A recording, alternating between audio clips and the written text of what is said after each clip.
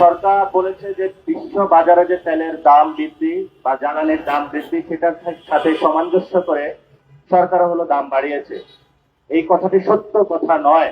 সরকার জনগণকে বিভ্রান্ত করার জন্য জ্বালানি সংকট নিয়ে মিথ্যা তথ্য দিয়েছে। সরকার বাংলাদেশে 20% বেশি বেড়েছে, যেখানে সরকার শুধু ডিজেলের ক্ষেত্রে 15% রেখেছে এবং অন্যান্য ক্ষেত্রে 20% বেশি বাড়িয়েছে, যেটা যদি আমরা মালয়েশিয়া বা ইন্ডিয়া অন্যান্য জায়গায় তুলনা করি সেখানে হলো কোথাও 7%, কোথাও হলো 5% বাড়িয়েছে।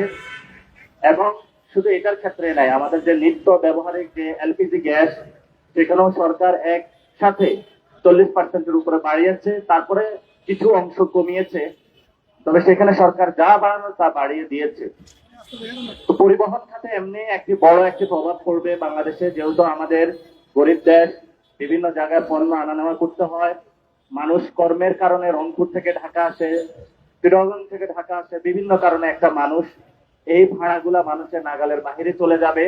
আমাদের যে পণ্য ব্যবস্থা সেই পণ্য ব্যবস্থার উঠানামা, যে সাপ্লাই চেইন রয়েছে সেখানেও দাম বৃদ্ধি হবে।